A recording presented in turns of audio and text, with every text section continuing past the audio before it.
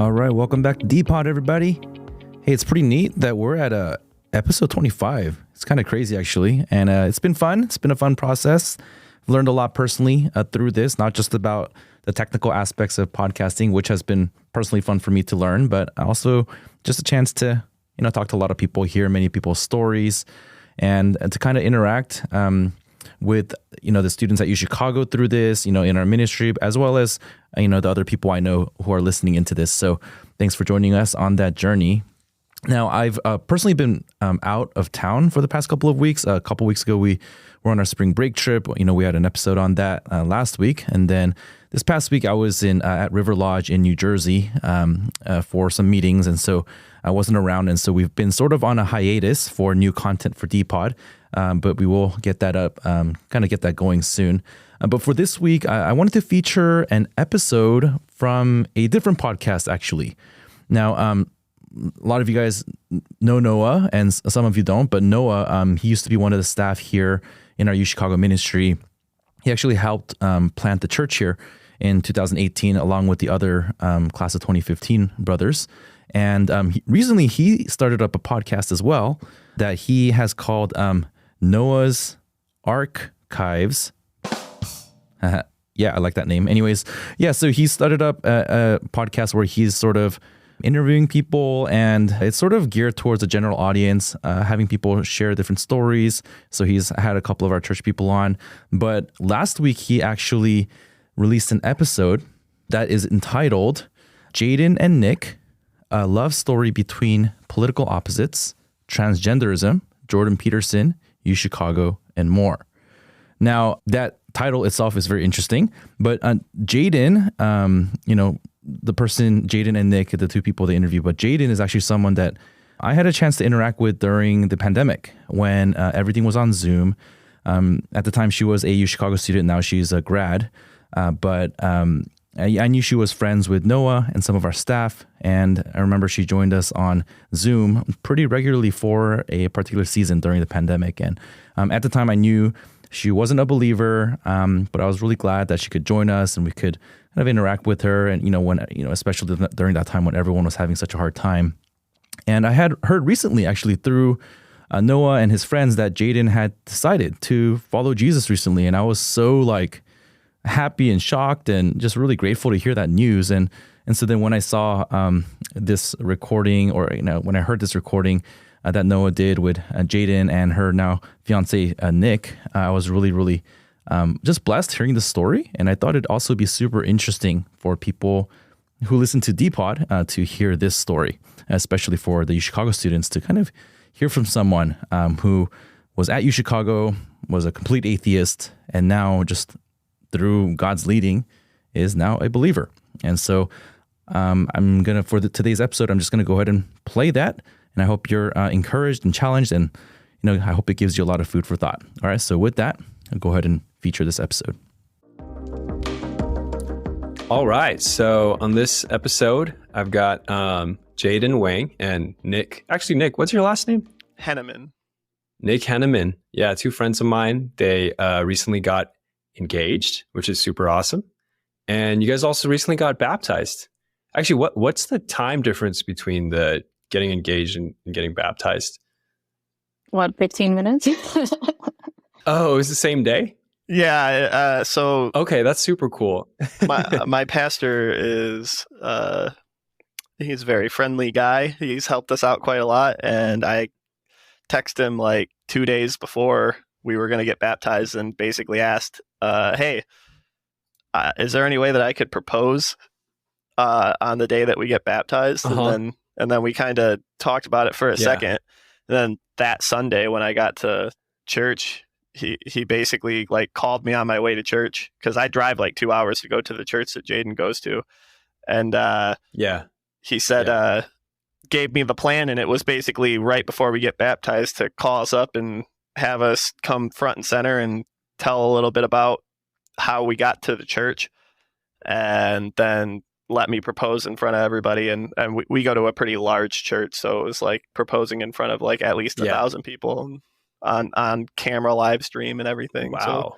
That's so awesome. Wait, Jayden, are you expecting that? And if you said no, I think that it would have been really it would have been tough to recover from for the rest of the I conversation. had to find a new church. And actually, pretty much everyone who we tell this story, or even who was there, has asked me that, like, oh, did you know it was going to happen? And I had a suspicion because like the week before he had sent me a text being like, so, because we'd been talking about like being serious and wanting to get married, but he sent me a text essentially being like, so would it be okay if I propose to you in front of like a lot of people and also your parents? And I was like, where would there be a lot of people and also my parents? Yeah, and you're a smart person. I'm sure you could have figured it out. Right. Yeah. Wow. That's awesome though. This is making sense because I think I saw on Facebook a video getting posted of your guys' baptism, and it said there was a surprise in there. So that must be the surprise. That was the surprise. But that's super cool. And it's kind of crazy because, I mean, both of those things are basically huge, huge commitments. And I think like commitment is hard for a lot of people in general nowadays. So which felt like a bigger, I'm curious, which felt crazier or which felt like a bigger commitment at the time? So for me, the proposing is probably the bigger commitment because since I've been a teenager, I've basically wanted to get married and had kids, and I've been thinking about that pretty hard like my whole life, right? So that was a really big commitment. And the baptism, we see it as more of like not the commitment itself, which was getting saved, right? And more like just showing the Lord that we love him and that we accept his love. And so I would say definitely the engagement. Yeah. How about you, Jayden? Do you feel the same way? At the time, I definitely felt like being engaged was the bigger commitment. But I think since then, my Christianity has evolved such that like I've been reflecting a lot on Psalm 1, right? Like, blessed is the man who walketh not in the counsel of the ungodly, nor standeth in the way of sinners, nor sit in the seat of the scornful, but his delight is on the law of the Lord. And in his law, he meditates day and night, or like something to that effect, right? But definitely, like, it's become like when we were first saved, it was kind of just like we were going to church every Sunday, and like I was definitely reading my Bible, but it wasn't something where I like had it in my mind like throughout the day, and I felt like something was missing for me. And then after getting baptized, it kind of like I was talking to some people from church, and it really clicked for me with Psalm 1, like, oh, like if I really want to be living a life that like a Christian life, like you kind of have to be trying to walk with God like throughout the week, not just like on Sunday. And so for me, like I did something like where now it's just like anytime I make a big decision, anytime I'm struggling, I'm just like, in the back of my mind, it's just like, well, what do I think like God prefers? Which is like probably crazy for you to hear me say, because I was like such an aggressive atheist when we. I mean, it's a weird question I'm asking you because I think both are big choices. It's kind of crazy, but then in a way, it's not, right? I mean, I think when you're at that point, it kind of, I think when you're not in love with somebody, like getting married can seem so scary or so daunting. I mean, at least it was for me, or even like maybe not even desirable. But I think it was my dad who told me this idiom: marriage is marriage until it's merry, until it's like actually a person. And when you're actually in love with a person, or I guess when we think about baptism, when you actually like experience the love of God, it makes sense. Like commitment makes sense. But yeah, that's super cool. I'm just really happy for you guys, and yeah, excited for what's to come. But yeah, maybe you guys can walk us through your stories, and I know kind of your relationship and also your journey of faith is sort of intertwined. But yeah, maybe Jayden, maybe you could start us off and talk about like why it was that you were so adamant that, there was no way you would ever become a Christian. Maybe you could talk a little bit about your background and, how you got to that place. And then, maybe we could start it there. And I think like, as I think back on it, things become clear, right? For example, like, I think I had texted you pretty recently that my my dad has expressed the opinion before that anyone who believes in a religion is a fool. And you're like, oh, there's probably something there, like, and I was like, oh, there probably is. So I asked him about it. And he said, basically, when you grow up in a communist country, they treat religion like poison. And Nick and I have talked about that and how it, I guess like if you have like a really powerful communist party and you want control over the people, like religion is something that like gives the people like hope and belief in something that is not the party. It's like the two are fundamentally opposed. And so my dad is very strongly atheist. My mom is agnostic, and they both grew up in communist China. So I guess like, and I this isn't something that I was consciously aware of it when I was a kid, but certainly it influenced me a lot. That my dad was just like, I'm a biologist. Biologists don't believe in religion.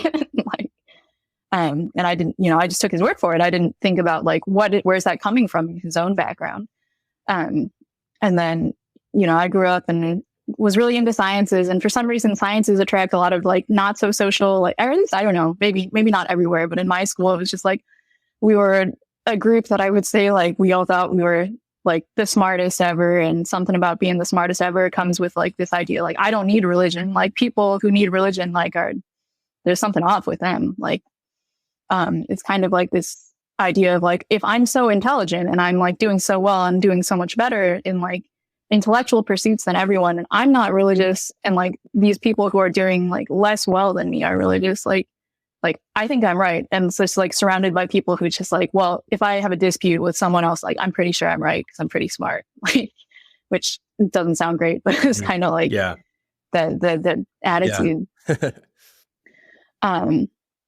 So that was like just like growing up, and before I went to college, that's kind of like where I came from. So like very much like most of my friends were atheists as well, though I don't think like we explicitly like talked about it in that way, but it was like pretty obvious from things they would say.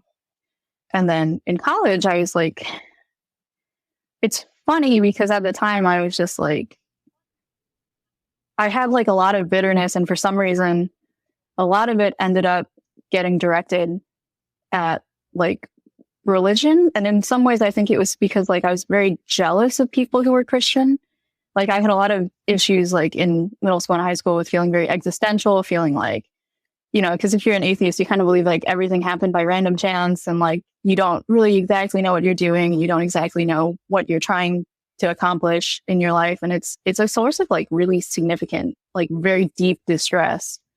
Like what, like this idea, like, I don't think I have a purpose, and life is hard. And so it's really hard to go through life and have all these challenges and have all these interpersonal stresses and all these things. And like, and class is stressful and family is stressful and all these things. And you feel like you don't know why you're doing it, and you don't know if there's a reason for it. And you don't know, like, if you believe everything's random and like the universe is random and everything's just like, like an amoeba kind of like happened to initiate this evolutionary journey that like led to people, like you don't really ever have like a sense like, I believe this is going to get better. Like, why should I believe it's going to get better? Everything's random. Like the fact that like I'm having a hard time in my life is like random. There's no reason to believe it's going to get better because like I don't know why it's happening, and no one knows why it's happening, because that's kind of all atheism has to offer.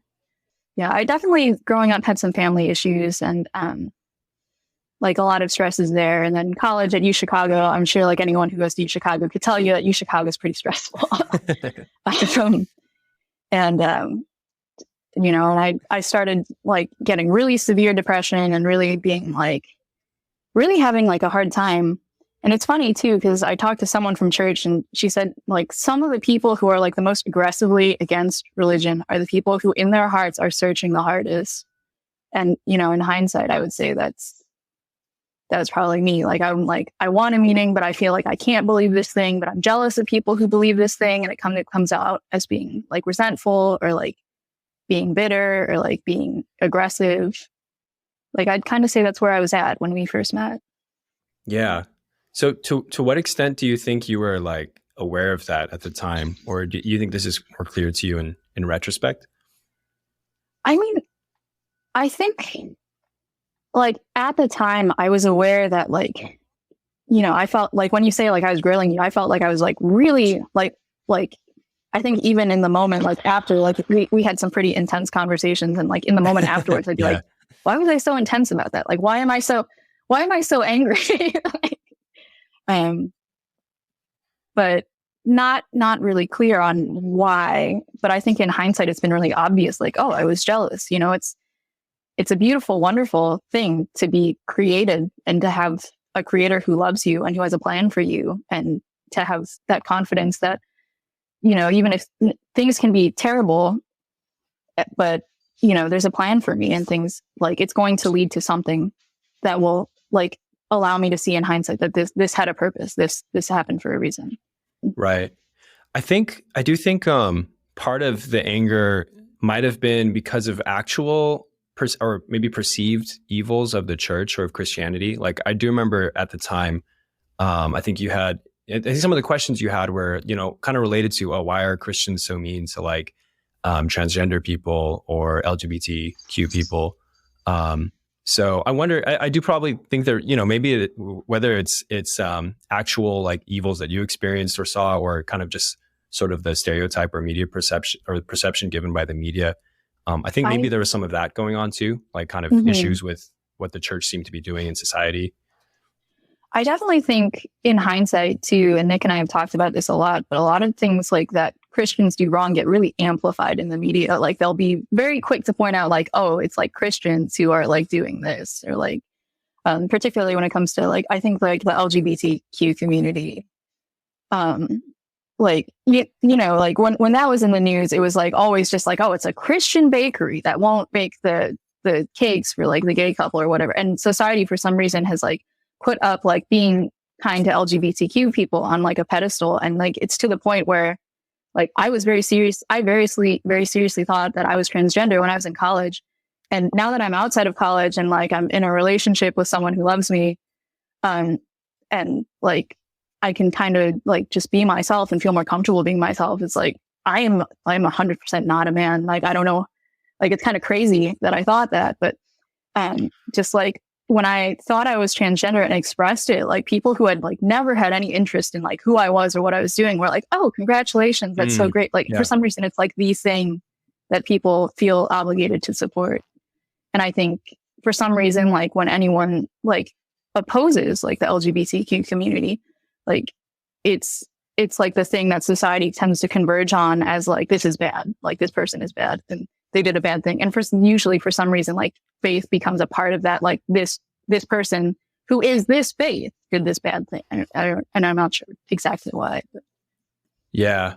I mean, I won't say that there aren't Christians who are bigoted or hateful, but then I think you see something going on like in a lot of different areas of our society where like the most extreme voices on each side get really played up, and you get this perspective of like, oh my gosh, people are crazy. And sort of a classic problem, right, with the internet, with Twitter, whether it's religion versus, you know, science or, you know, conservative Christianity versus, you know, quote unquote, like progressives or woke people or Republicans versus Democrats.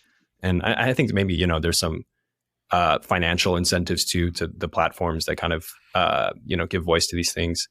So I want to get to Nick's story soon, but maybe you can walk us through up to like when you met Nick. So can you talk a little bit about, I mean, obviously I know like what your experience was like at UChicago a little bit from our past conversations, but can you talk a little bit about how your perspective started to shift and maybe what some of the factors or influencing things were for you? Well, I mean, I think for you, like, I think it's fair to say that most people at UChicago are pretty ambitious. But, you know, I had mentioned, like, I started having depression and anxiety at UChicago, and I really needed help. And it was kind of like everyone was sort of really wrapped up in their own thing. Like, they're just like, and I kind of got this impression from people, like the way people would be like so personally offended when I would want to talk to them about something I was having trouble with. That it was just, it's sort of like, yeah, it's just like this kind of environment of like, I am really important and I'm doing something really important and I don't want to do anything that's not like that's inconvenient to myself. And so I found it interesting because that you said like people at UChicago are really like open to talking, because it's like they're open to talking about like things in, well, my experience anyways, like things in books, but like I found it really hard like really, really difficult to find anyone who's willing to open up at all about themselves and to be receptive to someone else opening up to them. And so I kind of like, in hindsight, I still have trouble with like this idea, like, God, why did you put me at U Chicago? Oh my goodness, it was like the worst experience of my life. Like it felt like hell on earth to me. And, you know, it actually, I think that's helpful for me in conceptualizing like why the Bible says certain things about like, I guess not necessarily what it says, but like the nature of hell. Like that's like, I used to think like, oh, if there's like a God who's good and loves everyone, like why would there be a hell? And then I'm experienced at U Chicago with like everyone kind of being like in their own bubble, like trying to advance their own interests while like getting as little as possible into like things that might be inconvenient for them. That like hell is just something that people organically create if you don't have any reason to like feel like you have to love other people or be generous to other people or give to other people. Like it's kind of like this atmosphere where like everyone's stressed and everyone's talking about how stressed they are, and everyone thinks that they're doing is like so important and they don't want to be like sidetracked by anything. And maybe it's just like a subset of the school that I ended up in, but that was my experience. And I was just like, this is absolutely terrible. And I remember actually in the conversation that we had, Noah, where you were like, where I think I had said like, I'm never going to be a Christian. Like, that's not for me. Like afterwards, I was just kind of like, you know, like I felt bad about it and I felt like I was being mean, but it was also just like, man, like I don't know Noah that well. And he's being like very polite and like not like taking it personally that I am like being super aggressive and super mean about something that is clearly very important to him. Why is it that this person is like the most polite to me of like anyone I've interacted with at this school, like even though like we don't know each other that well. So that's kind of like a little like something that stuck with me for a bit. And then when the pandemic hit, I started attending the online services by Make New at U Chicago, that church that you were part of. And it was again like this experience of like, these are some of the people who have been like by far the nicest to me, like by far the most willing to like care about like what I say or like how I'm doing or how I'm feeling. And it's like, if Christianity is just this made up thing, like why, like my experience of Christians in real life was so different than things that I'd heard on the news or like things that people would talk about when I was in like high school. It's just like, oh, if Christians are so great, like why did the Crusades happen? And it's like, you know, now that I'm a Christian, like I can see that like people, you can call yourself a Christian without living like a Christian, without being a Christian. But I didn't know that before I became a Christian. So, you know, I just hear all these things about like, this person was a Christian and they did this bad thing. And I'd be like, I don't think I believe in this religion. But then my experience when I actually met Christians was like so totally different. And they were different than people who I interacted with who were not Christians, and in a very positive way. And so that kind of like was the seed for me that was just like, there's something to this. Like, I'm not sure what it is, but there's something to this. Mm-hmm. And actually back in 2018, you had given me a copy of Mere Christianity by C.S. Lewis. And that was like another kind of like little seed for me, because I'd, you know, something in my like atheist peer group was just kind of like, oh, well, only people who are like less intelligent, or like people who are like just like need some source of comfort, like believe in Christianity. People who grew up with Christianity believe in Christianity. Like rational people don't believe in Christianity. It was kind of what I grew up with. And then C.S. Lewis is brilliant. And it was like kind of like, and I did not know that he was originally an atheist. And so it's like, there's this brilliant person who used to be an atheist who believes in Christianity and has thought about it a lot. And so that kind of shattered one of my preconceptions that I'd had before. So all of this was kind of working in my life up and prior to like me meeting Nick. And I'm sorry, Nick, that you haven't gotten any like words in yet. Totally fine. But yeah, thanks for sharing that. I mean, I think I have to say this, like, I'm not that nice of a person. It's just like people at U Chicago are really stressed. So I remember actually another friend at U Chicago told me, dude, you're the nicest person I met here. And I'm like, I've never heard that from anybody in my life. Because I don't know if you guys know the Enneagram. I'm like a type 8 Enneagram. I'm kind of aggressive sometimes. But yeah, I don't know. It's encouraging for me to hear that, because it's like, man, as like messed up as I feel sometimes, it's like, okay, when we try to do something good, God works through that, and we really can be salt and light. So yeah, I think that's, I don't know. I'm encouraged by that. But yeah, so there was kind of, meeting Christians who are actually doing their best to actually try to live out what Christ, the way Christ said we should live, like love others and, don't make it about your personal ambitions. And then there was sort of these intellectual seeds that were planted by Mere Christianity. And then I do remember there was like a case for the resurrection, the historical case for the resurrection talk that you came to. And I do remember we had a conversation after that where you were like, whoa, this is pretty new. I never heard about a lot of this historical evidence. And then I think last time we talked, I think you told me several times that one of the big hangups for you was like the resurrection, just like, well, like, hey, people don't rise from the dead. Can you talk a little bit more about that? Like what that skepticism was kind of, what the context for that skepticism was?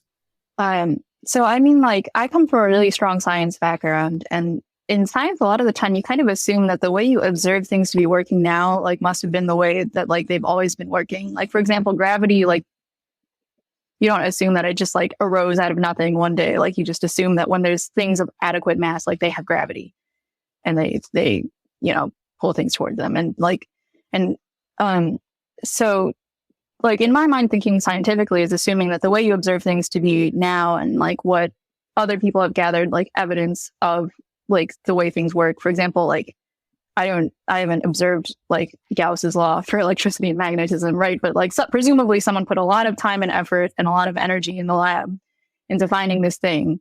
And there's a body of knowledge now that we all have. And it's kind of predicated on assuming like, for the most part, things seem to have worked the same way throughout time, like indefinitely, so far as we can tell.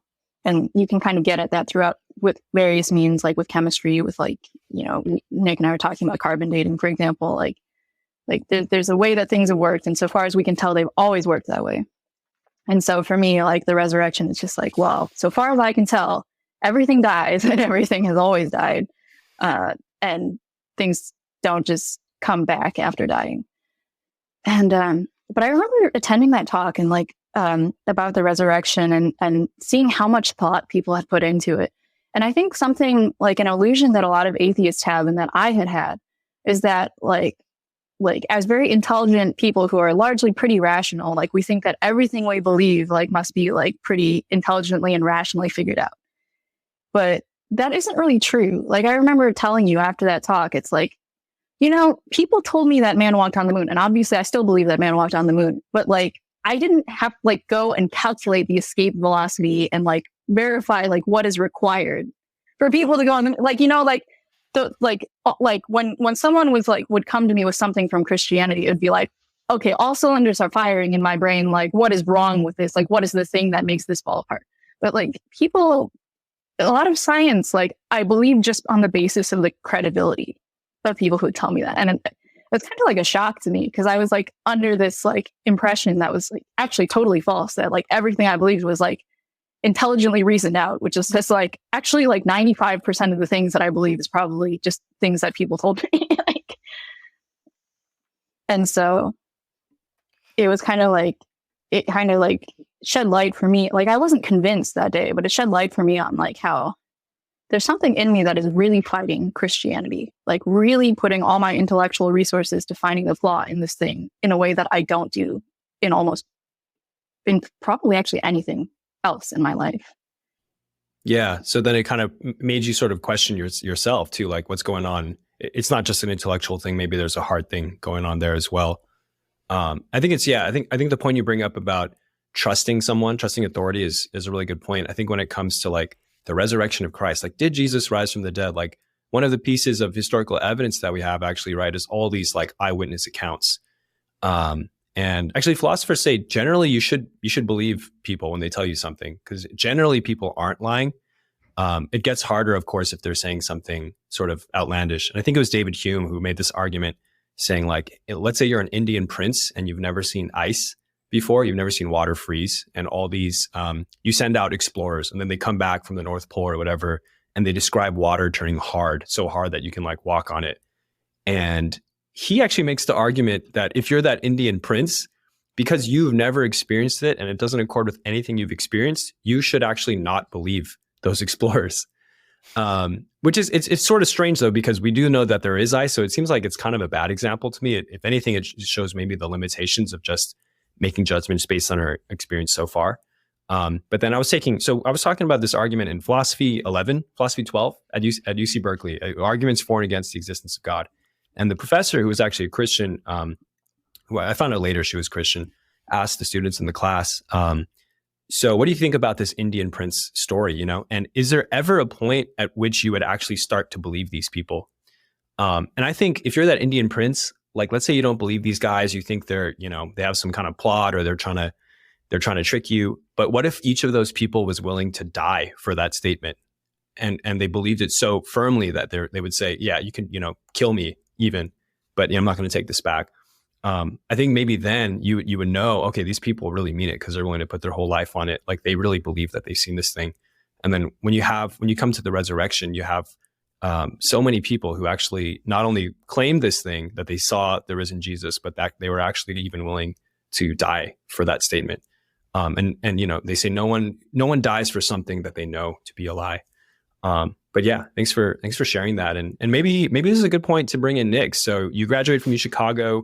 You were coming to some online services. I remember personally feeling at the like hearing that you were coming to some of these things, but feeling kind of like, oh man, I don't know if this is really going to go anywhere for Jayden. But then, yeah, at that time you guys met each other. So Nick, do you want to pick up the story there? And well, maybe you can walk us through like your background a little bit. Like what was your worldview growing up, and your perspective, and then kind of how that brought you to where you were when you met Jayden.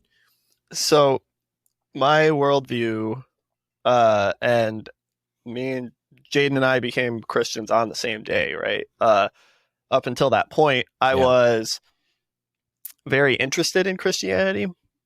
I thought it was a source of answers that I otherwise would not be able to acquire myself. And I also recognize that central principle is unconditional love and forgiveness. And I thought that was, out of every moral framework that I was aware of, significantly superior, right? I think that love is a necessary thing in the world to be embraced, for the world not to devolve into chaos, right? And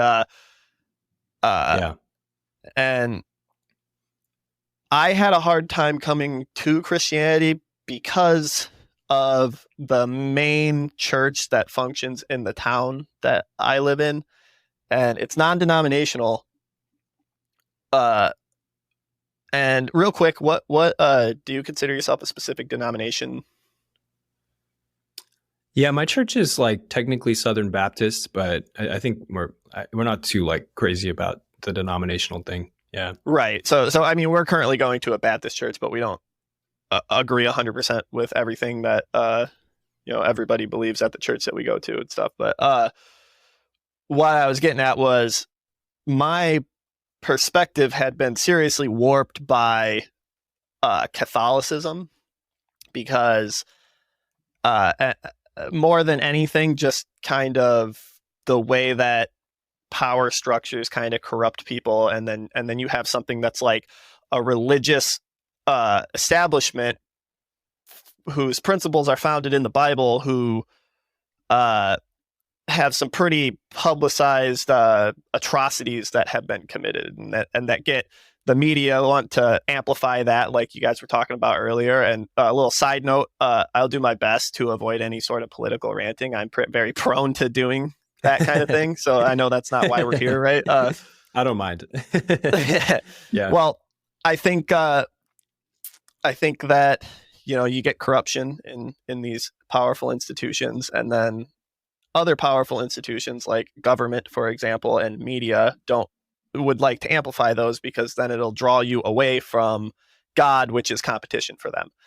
And I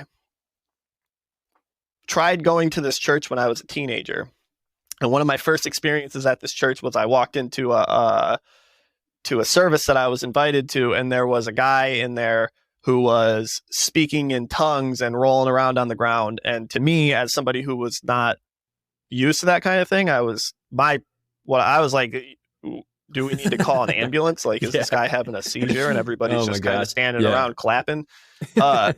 And that was really bad taste in my mouth for a long time. And I continued to be attracted to Christianity, but that was a hard thing for me to get past. Can I ask real quick how you ended up there? Did a friend invite you, or did you just kind of go on your own?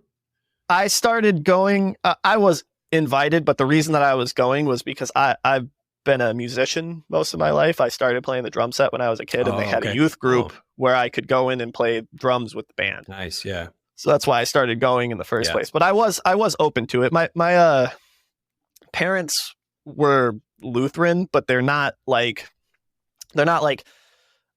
active Christians, right? It was just kind of a family tradition more than anything, right? Where and you know, so a lot of my perception of Christianity was warped by you know, things having to do with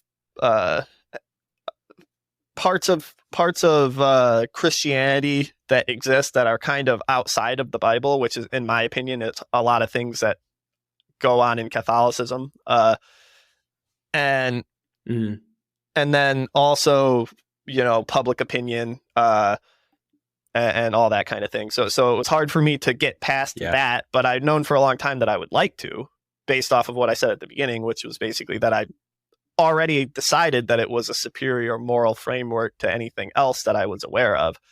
And, you know, it's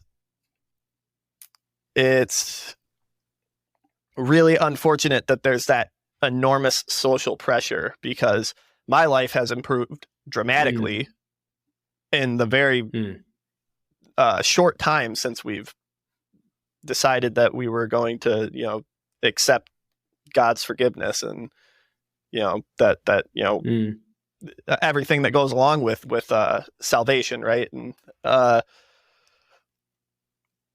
it's definitely an adjustment still, right? Because it was definitely not living a strictly Christian lifestyle up until that point, because I didn't think that I needed to, but now I do, and my life is improving since then.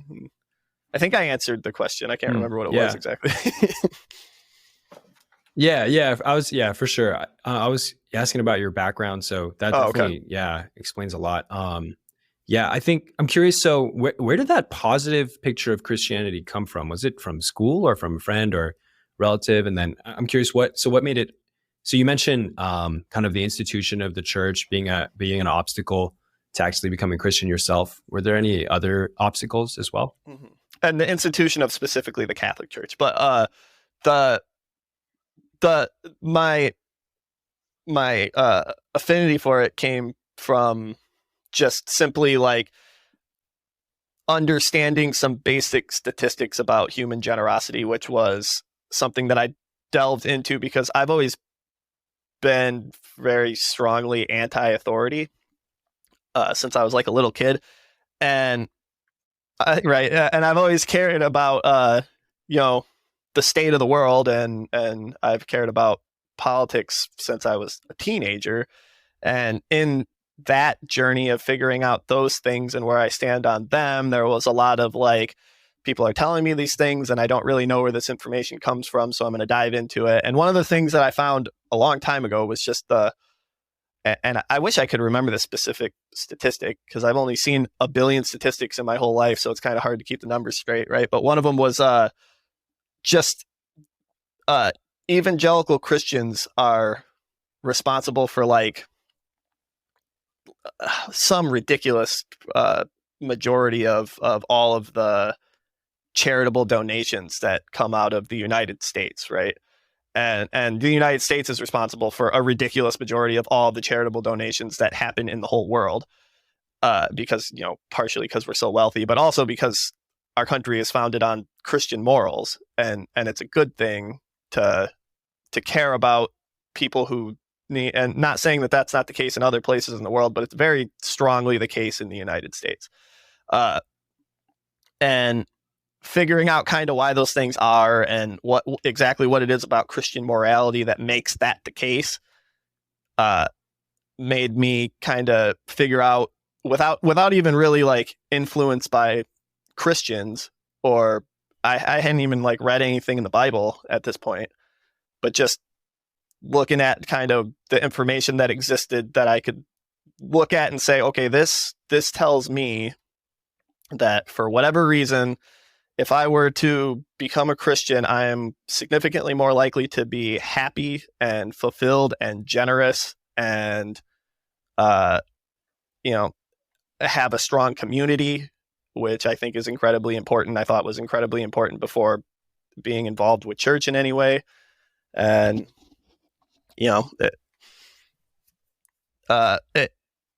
one thing that I wanted to say while you guys were talking, I had a lot of things I wanted to say, but one thing I wanted to say was, in my experience with intellectuals, which I would consider Jayden to be an intellectual and everybody that she went to school with, because you don't really get to the University of Chicago if you're not an intellectual, is that when you are so confident in your own abilities, you have a tendency to accidentally fall into, and this might be a strong term, like a worship of self, and that you have the ability to figure out and map out logically existence and the universe and the way that it works. And I think that's a pretty outlandish thing to believe, right? But I understand how it's possible, especially people who've grown up their whole life being told that they're so smart and that they're so successful and they can do whatever they want. And, you know, not saying that any of that's necessarily incorrect, but when you're treated that way, and then you go to a very strongly progressive environment where there's hostility towards religion and you know, all these straw man arguments you're talking about, like, you know, there's a perception that Christians hate gays and transgenders. People who understand their Bible and live their life according to it don't hate anybody, right? Identifying things that you believe are sin is totally different than hatred. And conflating those two things is a big problem in these progressive circles. And then you have incredible social pressure in those areas where if you kind of question this belief that these people that they kind of have some hatred towards, then you're put in that camp, and immediately all of this aggression is directed towards you as well. So you don't want to step over that line, right? And you know, I think that I have a very good understanding, and we here probably have a very good understanding of what secular people think about reality.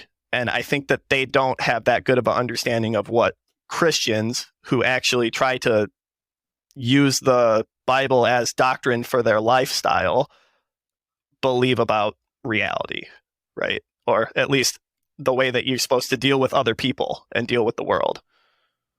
Yeah. Yeah. I think those are really, really good points. It's interesting what you're saying about like intellectuals. It reminds me of a quote so I've been reading this book called Orthodoxy by the writer G.K. Chesterton, who is sort of a contemporary of C.S. Lewis, like slightly before, I think. But he talks about things sort of, he uses like humorous hyperbole a lot. But one of the things he said is, oh, people think artists go crazy, but it's not artists who go crazy. It's the logicians. You know, it's the people who are hyper logical and need to try to contain reality within their minds. Those are the people who go crazy. And he talks about kind of the need for to come to terms with the fact that there's aspects of reality that are mysterious. And so he's sort of like I don't know, shadow version of C.S. Lewis is the right word, but maybe more like I think he was actually an artist, but he talks a lot about that side of things, sort of the mysterious and needing to grapple with the transcendent. A quote that I like to give to people, and I believe it was I think his title would have been like Professor Heisenberg, but he's basically the father of like fluid dynamics. It's like, and I think that I'm getting this right. It's No, Heisenberg is quantum mechanics. The class of natural quantum mechanics. The first sip from the glass of natural sciences will turn you into an atheist, but at the bottom of the glass, God is waiting for you. Because he was a Christian, and a lot of great minds, a lot of great scientific minds were Christians, because at a certain point, you understand that you're not going to figure the universe out, right? And that there is truth to what you've considered up until this point, just stories in a book. So you were kind of in this interesting place where you're like, you really love Christianity, but it's almost like there's this house and you want to go to the house, but then there's no door or something like that. And you can look through the windows, but you're not able to enter it yourself. And then kind of in this period that you guys meet.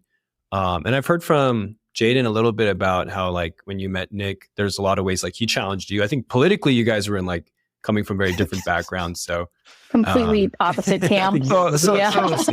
Conversations. Yeah. Well, we met during the towards the end of everything being locked down for COVID. Right. And part of that for me, and I don't think this was the case with Jayden. I think that Jayden was pretty in the progressive zone at the whole time, and that didn't really change. But for me, I was kind of a little bit closer to the center, and then being having everybody isolated and just basically to go into your own little den and be sustained by the internet for several months kind of pushed me to a further stance on the right. And I would say that since then I've recognized that, you know, you get into certain echo chambers and stuff like that, and it's you gotta identify that and you know, deal with that. And I would still say I'm very, very conservative, but I'm certainly not. When we met, we were at the exact opposite ends of the left and right spectrum. That's actually something that I loved about Jayden immediately. Right. Well, that's something I loved about her immediately, is that I had never met somebody who was that progressive, who was willing to listen to anything that I had to say about anything. And I really appreciated it. Yeah. And we, you know, you're not supposed to talk about politics on a first date, but we talked about nothing but politics and you know, to some degree religion and stuff like that. And it was the best first date I ever had. And Jayden says that as well. And, you know, since then we've kind of come together in those different spectrums, obviously not 100%, but, you know, I think we have a very similar head on our shoulders, in my opinion. Yeah. It's interesting because I was thinking about you guys, and I was going to ask, are you guys more like opposites attract, or more like, you know, like attracts like, having a lot in common? And in a way, I think you guys are both, like, politically or whatever, there was a lot of difference, but then both of you guys like loved talking and really were intent on trying to find truth. And I think that kind of really drew you together. Yeah, it's really cool. And I don't know, it reminds me of like, I think, so I've been reading this commentary on the book of Genesis, actually by a U Chicago professor, Leon Cass. I don't know if you ever took a class with him, Jayden, but he's not a Christian, but he's very interested in the book of Genesis. And then one of the things he talks about is when the Bible says God made a helper for Adam, some people think that sort of puts the woman in a subservient place. But when the actual word doesn't just mean like helper, like servant, it's helper against, or helper in contest, or like in contest with. So it's more like a fellow wrestling partner almost. And what's being communicated there is not like a subservient servant, but it's actually somebody to test the man and to kind of challenge him, and both of them helping each other grow. Kind of like the Proverbs say, you know, iron sharpens iron. Yeah. There's a lot of that in Genesis that gets taken out of context to be anti-woman, and it almost always, when you go and investigate, and not actually always in every situation I've looked into, when you go and investigate, it's like, oh no, this actually has deeper meaning than just women are objects, right? Right. Yeah, definitely. Yeah. So you guys were kind of on these separate paths. You converge. You guys start dating. So and it seems kind of like, yeah, you guys were able to help each other in different ways. So what did your spiritual journey look like from there, and what were some of the things that kind of brought you to from meeting all the way to like getting baptized together? For me, it wasn't spiritual at first, but I was so miserable after my time at U Chicago. I was so unhappy. I was so much like, why was I at that place? Like, that was like the worst experience of my life. Like, I hated there. And like, I had all these things I had picked up at school, like, you know, the thing where like the sort of like the ultimate like way to signal that you are like a good person is like to be supportive of the LGBTQ community, which like that might sound like an exaggeration, but that really is kind of the vibe that you get there. Like that's the big thing that everyone's talking about a lot and interested in. And I thought I was going to be transgender, and I was seriously thinking about transitioning, like all these things. I was just very unhappy and looking like, essentially, I think like trying to like reach out into anything that could like sort of save me from myself at that point. And that's kind of why I like latched on to the idea of being transgender.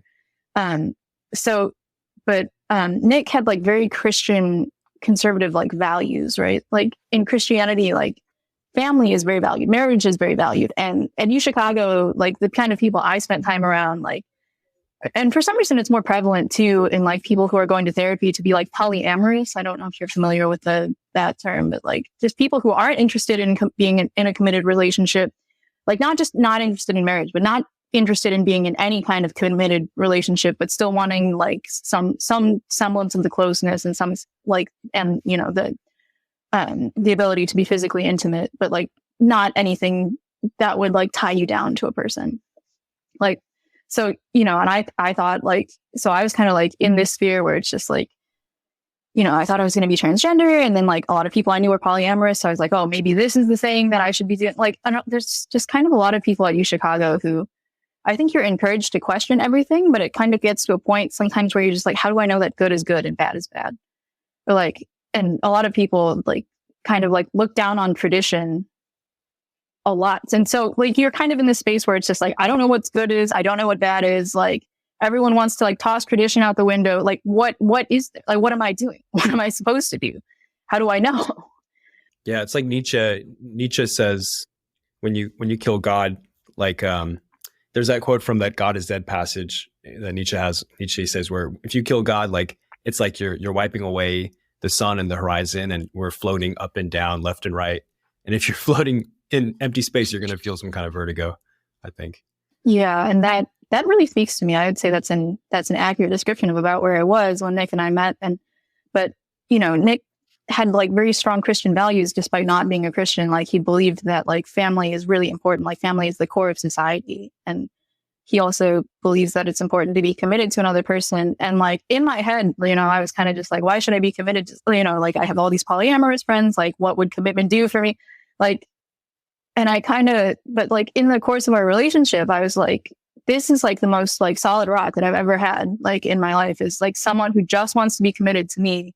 And that's the same of me, of course, but like I know like I'm his number one. Like if I'm having a problem, like it's not like a polyamorous relationship, like, oh, well, you know, my other partner is having a problem, so like I'll get to you whenever, like, you know, it's just kind of like in those kinds of relationships, you always have competing priorities. There's never someone who's like above everyone else. But like for Nick, like I was his number one, like I was above everyone else for him. And it was like, wow, like commitment is obviously worth being able to have this in life. Commitment is obviously worth being able, like, you know, and it kind of clicked for me, like marriage is important. Like marriage is a big deal. And it has been throughout human history for thousands of years for a reason. It wasn't, you know, I think, I don't know, for some reason in like these like very intellectual atheist spheres, you kind of like get into this mindset sometimes where you're just like, well, tradition is arbitrary and people were foolish, but we're smarter now, so we don't need that. And it's like absolutely not true. Traditions exist for a reason. Yeah. Traditions are, yeah, like traditions are deeply important to giving human life a sense of direction. And some of my anthropology exposure at UChicago kind of showed me some of that. And I think it was actually like maybe a class on like Greek drama that introduced me to this idea. No, maybe a little bit, but I think it solidified when like Nick was really interested in listening to Jordan Peterson. And I think it might have been Jordan Peterson who pointed out that like science can tell you factual information, but it cannot tell you what you should do. Like no matter how advanced science gets, like it's never going to be like, it can tell you like, oh, well, like 90% of people who do this thing, like sleep better, right? But it can't tell you like sleep is more important than like, you know, exercise. Like it's never going to be able to tell you what you should be doing throughout your day. Like it can give you information. Yeah. But the information could never possibly be complete enough to be able to provide any sort of framework for your life. And that was kind of a shock to me to figure out. But that was like a big step for me towards realizing like religions exist for a really important reason, and science will never be able to replace that reason. Yeah. Yeah. You needed a basis for like the morality kind of and the objective kind of moral compass that your heart was craving. And without which your life felt chaotic. Yeah. Yeah. That makes a lot of sense. And now that we've mentioned Jordan Peterson, this is the episode that's going to get me canceled. Oh, no. I don't think. But I really like Jordan Peterson, so I'll get canceled for Jordan Peterson. I love. I mean, it's interesting.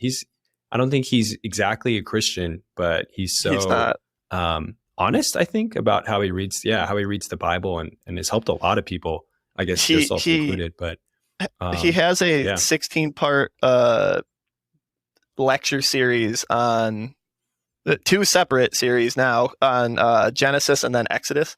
And I've been trying to make my way through the Genesis lecture. It's incredibly long and incredibly dense, so it's difficult. But Jordan Peterson is he as far as an intellectual hero to me is how I would describe him, because I don't have a lot of those, because I don't know.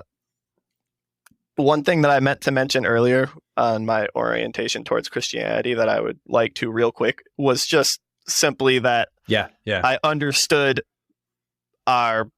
most of our founding fathers of the United States orientation towards Christianity, and I've been extremely patriotic since I was a kid, instilled in me by my parents, and that is kind of where all that started, and I wanted to mention that because that's important to me.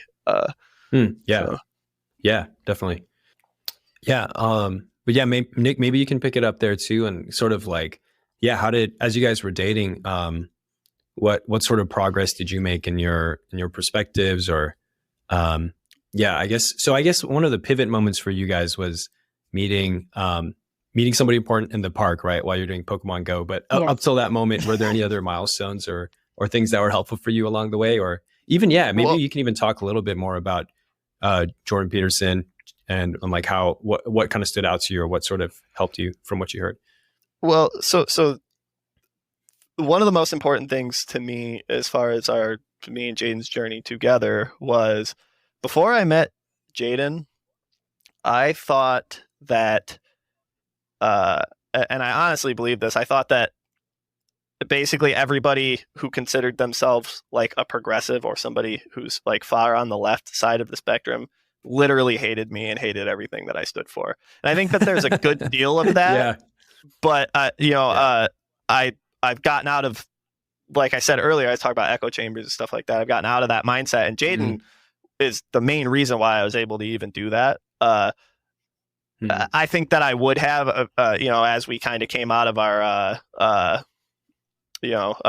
lockdowns and stuff like that, I think that would have happened and stuff. But Jordan Peterson became really important to me before I ever heard him say anything about Christianity, just simply because of his his background as a clinical psychologist, and a really renowned clinical psychologist.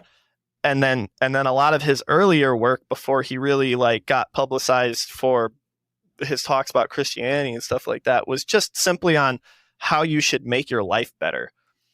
And then another thing that happened that made me like, I should definitely listen to this guy, is that a large number of people who in the media and stuff like that, who I don't like, or I should reword that, but who I think are opposed to me and my values, they hated him and they smeared him, and they obviously were misrepresenting and lying about him. And I was like, oh, okay, so he must be a good guy.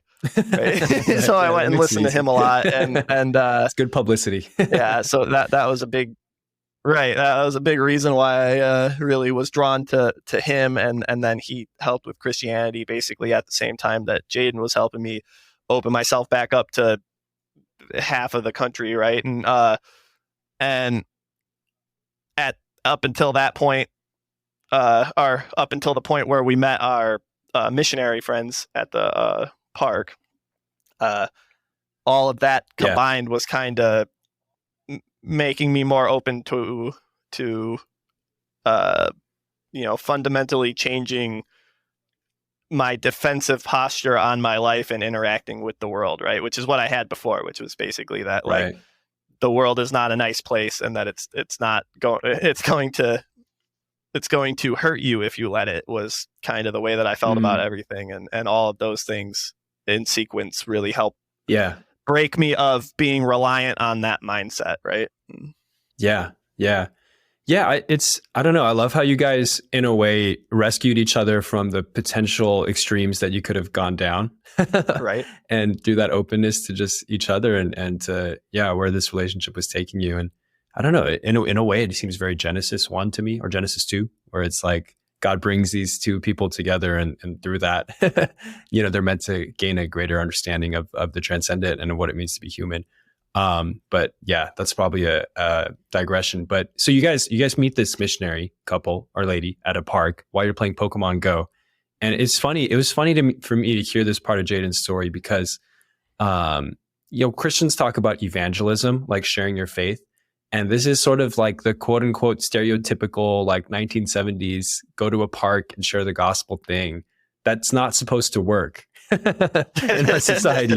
You guys are supposed to go, this lady's weird, and walk away. Yeah.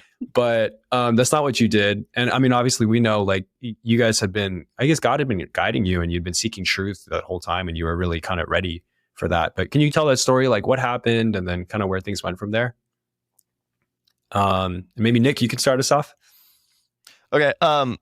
So what happened, we were, like you said, we were playing Pokemon Go in the park, which is something that we really like doing when we first met.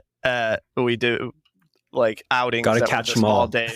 Yeah, exactly. All day Pokemon Go dates, basically. And we happened to be in the park, and this our friend, their family's name is the Maffeys, and the mother was there with one of her daughters, and they were handing out pamphlets and talking to people, and they just happened to be there that day because some event that they had to do, or that they were going to do, got canceled, and they just were like, all right, let's go to the park and talk to people. And so the timing and the coincidence of all of that was kind of a lot. And I'm kind of no longer believing so much in coincidence as the days go on. And she just happened to meet us at the perfect time. And, the main thing about her and why she was the specific person that I think was most well suited to come and meet us that day and invite us to her church and stuff is that their family are missionaries that at that point in time worked in China. They would go to China and do missionary work in China, which to me and to Jayden as well was like unbelievable. Like, you have such conviction in your beliefs that you're willing to go and literally put your life in danger and your family in a dangerous situation to spread those ideas to the people who you believe need it the most, right? People suffering under tyrannical communist regime, right? That was incredibly impressive to me, and it was like, I'm not sure how open I was at that point in time if somebody else who didn't have that impressive of a background came up to us and invited us to their church, if we would have ended up going or not. But certainly that was a big deal for me, and I think it was a pretty big deal for Jayden too. Yeah. So then you guys started going to church, kind of took a gamble and went to church. I mean, there's all kinds of churches out there, so you took a risk. And then I guess what was it that kind of, or how did you guys finally make that decision to commit your life to Christ? I think something Nick brings up a lot and is quoted by our pastor actually is saying is that kind of even it's similar to what I experienced with Make New during the pandemic. Like when we were there, like the first time we went to church, like everyone was so helpful and so friendly and so interested in like, oh, like, do you know you're saved? Like, can we help you with that? And, even the fact that our friend, like Stacy Mahaffey, like met us that day, right? Like I came from like U Chicago, Yeah. and people were just like, even if you're my friend, like I don't really want to go out of my way for you. And it's like Stacy Mahaffey is just like, we are complete strangers that she met on a bench in a park. And Yeah. she's like, oh yeah, I'd love to come meet you and show you the church and sit with you so you have someone to sit with. And it's just like Nick says all the time, like this kind of like love that I felt from this church, like I only ever feel at my mom's house. Like there's like, this is the only place other than my mom's house that I've experienced this kind of thing. And that was kind of like the feel that we got. And so it's really like being able to receive, I guess, like Christ through other people was kind of like the thing that first got us to be like, maybe we should keep going. And then also the I think, Nick, you might be able to speak to this more, but I think I don't remember exactly what the sermon topics were the first times we went, but I think they really spoke to us both. And I wonder if you have anything that sticks out to you about that.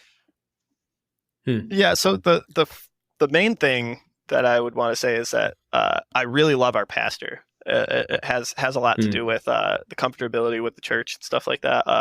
I think that there are a lot of churches where you go in there and they kind of really are careful with the sermons that they give as to not try to offend people. And our pastor is more like, I'm going to tell you what the Bible says. And, if you're offended by what the Bible says, then, you might want to think about that. And I really appreciate that. I think that is the correct way to go about it. Right. And he treats every single person in this huge church. It's got thousands of people who attend it weekly. He treats every single person in that church like they're a member of his family, and he invites random people from the church over to eat lunch at his house after services every single week and stuff like that. And really beautiful, happy family, and so he personally was a really important person in the whole equation, right? The first few sermons that we went in there and heard were kind of they were about a lot of different things, but one thing that kind of spanned every single service that we went in that like first 1 or 2 months was Christianity is under attack by a lot of forces, and there's a reason for that, and he was talking about the reasons for that a lot, and there were things that really spoke to me with things that I felt about the way that our government was trending, like Canada especially at the time, where it was like arresting pastors and like squashing any sort of like political dissent and stuff like that, and I thought that it was, as far as the concerns that I had with the world and the things that were at the front of my mind at that period of time, it was just incredibly appropriate. So that was a big part of it. Yeah, that makes sense. And then what was what was the moment where you guys kind of finally decided, oh, we're actually gonna commit to this thing?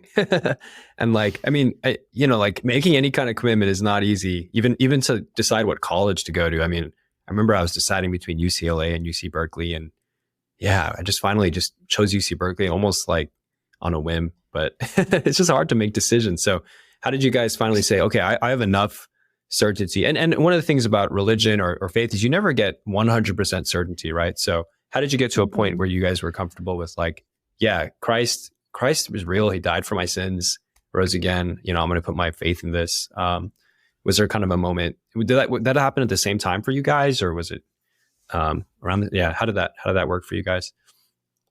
So, I actually had a friend that goes to UC Berkeley. That's tangential. Okay. feel like I feel like I had determined that I'm not going to make everything make logical sense a little while before we actually ended up committing to Christianity. And I had for a while, I wanted to, and it was hard for me to come to terms with, if I commit to this thing, then I'm accepting that I'm going to apply a framework to my life and the way that I live that I never going to fully understand, right? And that was a little bit difficult for me.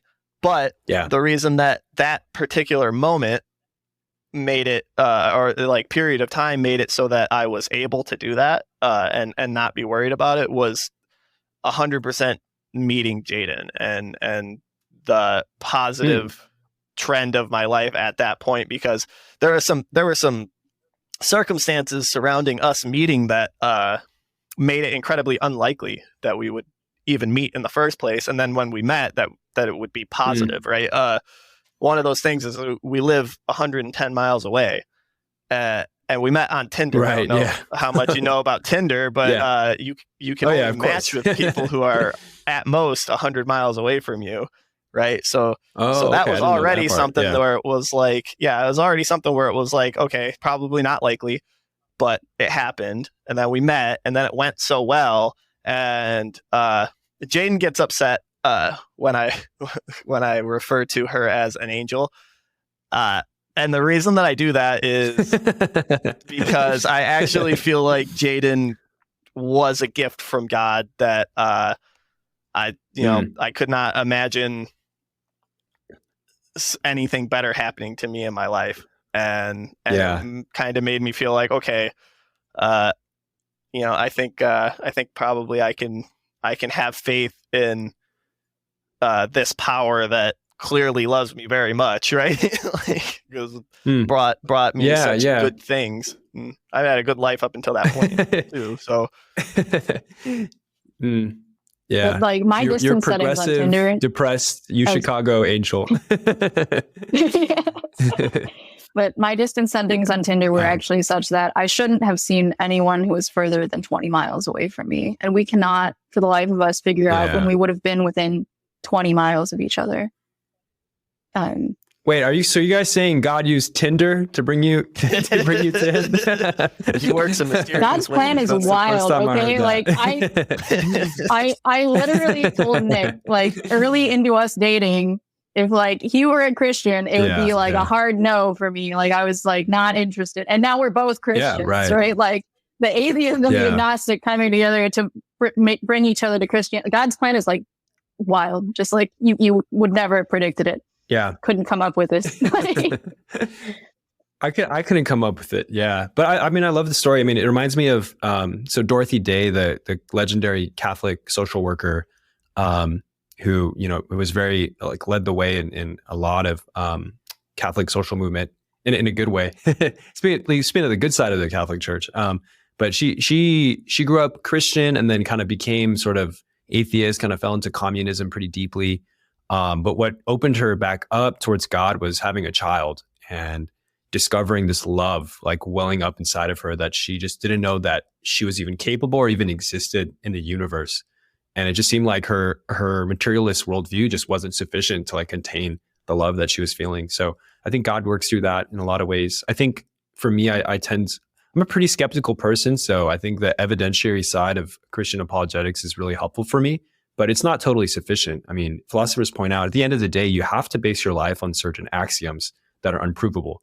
Even science itself is the same way, because at the end of the day, that you have to trust the scientific method. You have to trust that things are always going to be as they have been in the past. But that's an act of faith. Actually, we have no reason to believe that.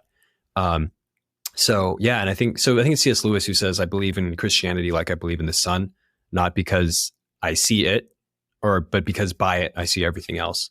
And I think sort of that logic of coherence of the world making sense of according with, what it means to be human and what you're feeling inside it. I think that's very important. It sounds like it was important for you. I guess like before we come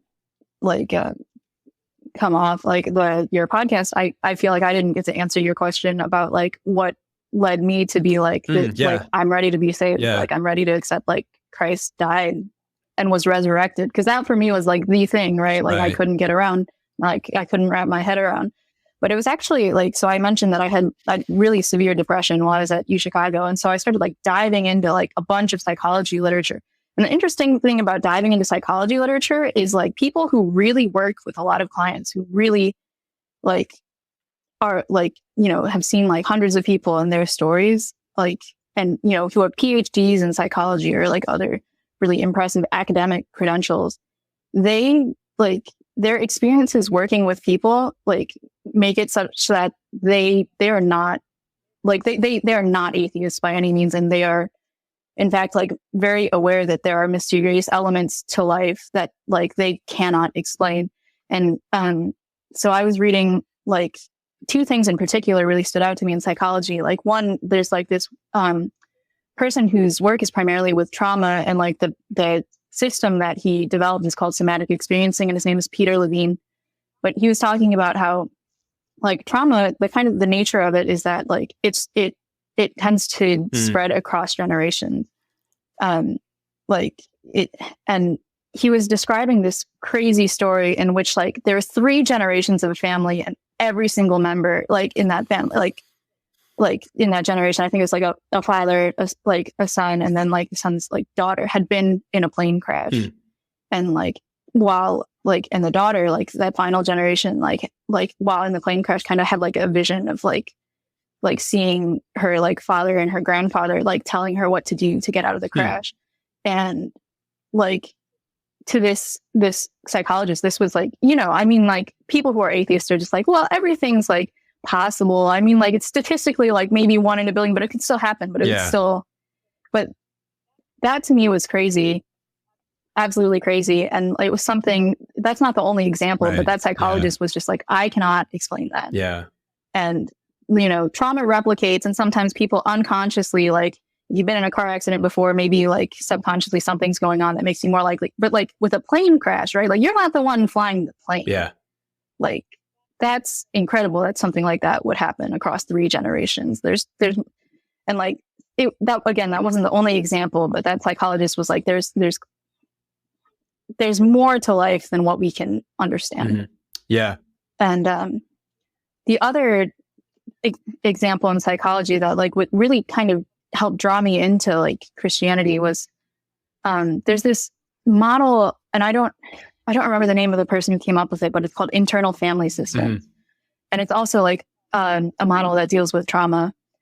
But this psychologist was describing like many, many, many instances of people who were traumatized, who were like having issues with depression, anxiety, all manner of things, but who he could guide into a state of mind where they were to some degree able to heal themselves. Yeah.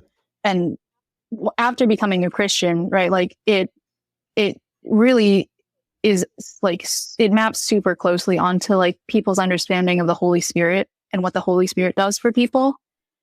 But it was just kind of like that psychologist too talked about all these things like experiences that people had that like, and like he could not like explain. Like it was not something where he thought there was like an easily accessible logical explanation for why this was happening. And then I think too, like I had wanted to talk to some degree about the relationship with Nick, because in some ways, like leading up to deciding to be saved, my life had become a testimony about the power of Christianity, because even though we were not Christians yet, like I was feeling like much better about myself, about a lot of areas of my life. Like I felt like I had more direction, like I had more of a moral compass. And that was like deeply comforting to be like, there's a right and like a wrong, and I can't adhere perfectly to the right, but I can at least move toward it and know that it's something that is worth working toward. Like, so kind of like these experiences that showed me like, there's a reason to make commitments, even though it's not like necessarily convenient. There's a reason to want to have a moral compass that like clearly delineates right and wrong.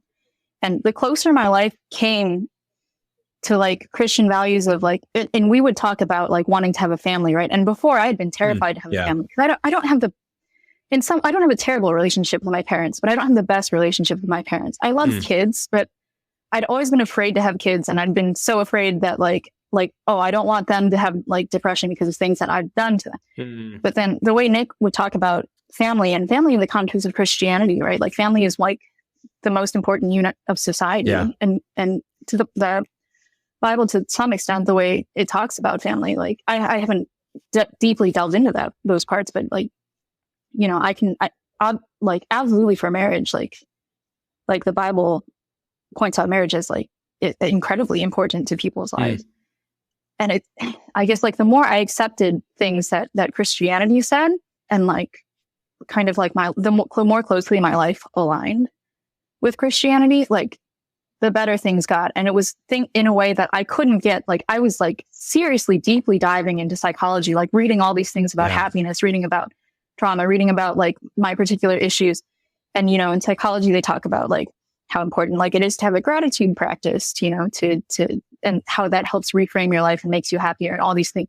But like all these things that I was trying to do for myself, that I was trying to do through secular means, like I was not able to do for myself through secular means. Like I could read about the importance of gratitude and being grateful, but as an atheist, it's just like, well, like I couldn't be grateful, but also I could just be honest with myself that this sucks and I'm not happy. Right. Yeah. But like, and so like something like I had read enough and been like unsuccessful enough in like my attempt to improve my life through secular means, that like it finally came to a point where like on November 13th of last year, Nick was like, I'm ready to be saved. And our pastor had kind of been talking through, I think like it's like pretty universally called like the Romans Road, but it was like the same thing that Stacey Mahaffey tried to show us the day in the park.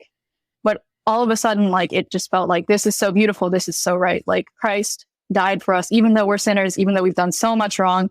He loves us. And, you know, and like this religion that came from like his like death and resurrection, like it's worked so much magic in our lives already. Like it like had become real. Right. And I wasn't sure at that point in time that like I like, you know, I was so kind of like, do I really believe, you know, like, but Nick was like, I'm ready to become a Christian. And we went. Yeah. And I was just, and he was like, oh, I hope that's okay. Cause you know, early in our relationship, I was like, yeah, if you were a Christian, absolutely not. No, this would not work. Like, I like, no. Yeah. He was like, oh, like, is this going to be okay with you? And I was just like, you know what? Like, I'm in a totally different headspace now than I was when we met. Like, if this is what you want to do, go for it. In my head, like, I'm like, do I want to do this? Like, and like in my heart, like, there's this like so like profound longing, like, because like with my experiences with Make New during the pandemic and like my experience with the church that we were going to, it's like, this is a wonderful community. This is a community of people who is different in a really positive way than any other, like anyone I've met through any other context. And like, I really want to be a part of it, but also it's just like, you know, like, I think Nick was right when he said like, when you're really smart and really an intellectual, you kind of worship yourself. Everyone worships something. I don't think you realize it a lot of the time if you're not religious.